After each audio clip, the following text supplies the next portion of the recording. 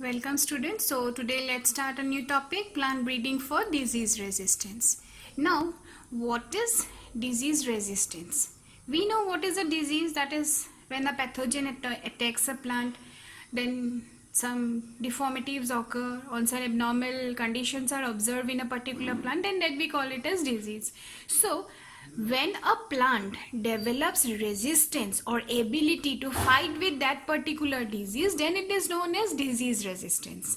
But sometimes what happens, some plants are there which doesn't possess the ability to fight with that particular disease. So those particular plants are known as the susceptible plants, and others which show the resistance or which have the ability to fight with the particular pathogen, then it is known as disease resistant plant.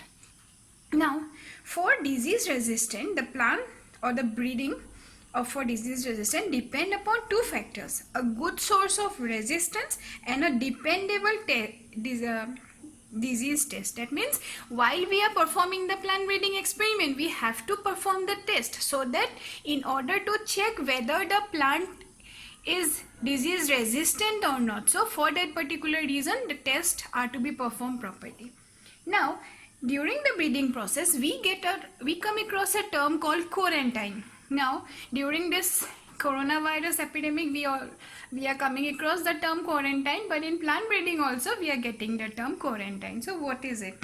Now when an introduced variety comes to the country, some careful measures are taken so that the weeds, pest or pathogen that are not immediately exposed, they are first kept in places, they are tested whether they are resistant or not, and only after that they are exposed. So that particular phenomenon is known as quarantine.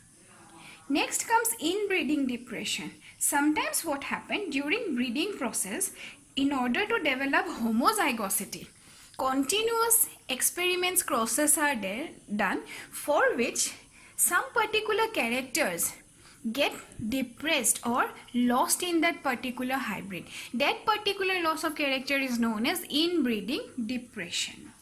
Then comes heterosis. Heterosis is also known as hybrid vigor. It is the particular phenomenon where the offsprings are superior than the parents. That means due to the cross, we will obtain the offspring, the hybrids which are obtained, that are superior than the either parents. Okay, now let's come to the method of breeding for disease resistant. First is the screening of germplasm. That means suppose we are there arranging a program from cultivation of breeding of disease resistance. So first of all, we have to take the proper germplasm, that is the plant which shows resistant to particular disease. Only those particular plant seeds are collected. Sometimes wild varieties are also used which shows resistant, and they are collected and sown so that proper resistant variety plants are obtained. Second process is mutation. Now we know mutation means sudden heritable changes. That is, these changes help to alter the allele. If it is not disease resistant, we can make it disease resistant. Now mutation is sometimes it occurs naturally, or sometimes artificially mutation is done. That artificial mutation is caused by mutagens. Mutagens may be either chemicals or radiations, and this is done in order to induce the disease resistant gene. Next comes somaclonal variation. Somaclonal variation means the genetic variation which is present among the plant cells during tissue culture. Now next in class we will study about tissue culture. So while doing tissue culture, the T cells will show variation. That genetic variation is known as somaclonal variation.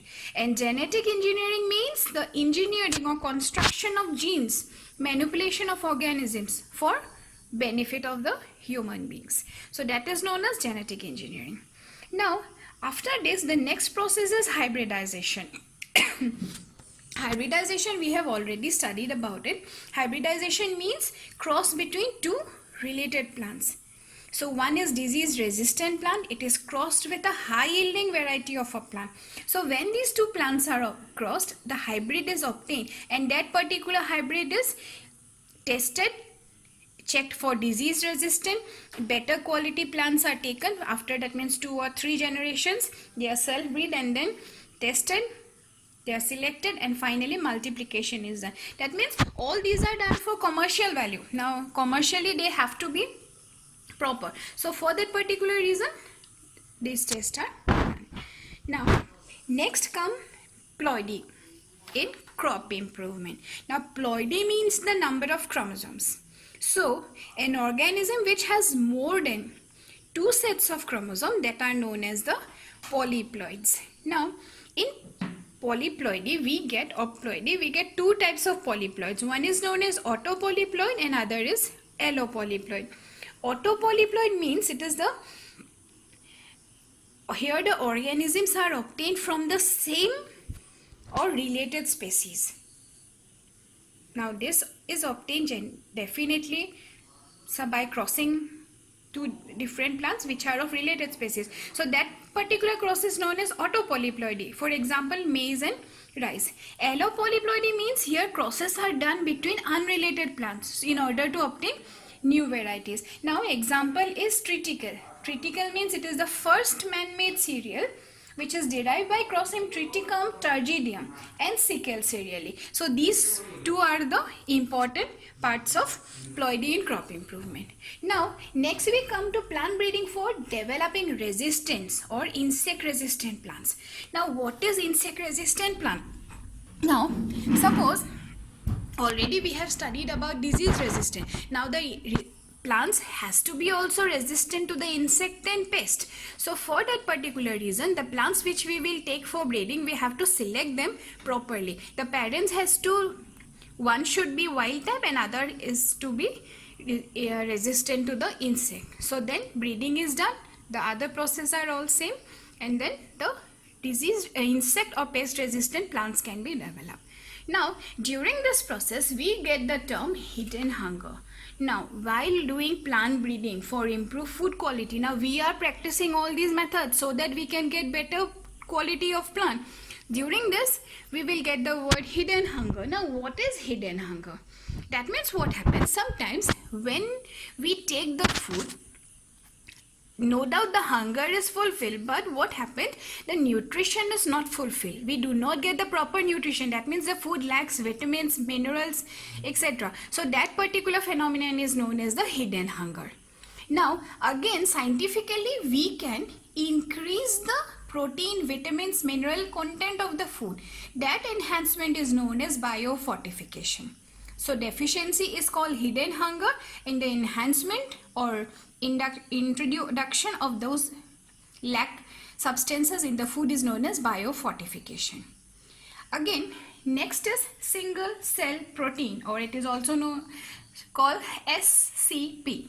Single cell protein means it is a microbial biomass which is obtained from microorganisms. That is, these are rich in proteins, single cells, and they are rich in protein content. So these particular substances are used in substitution to proteins. Normally they are given to animals.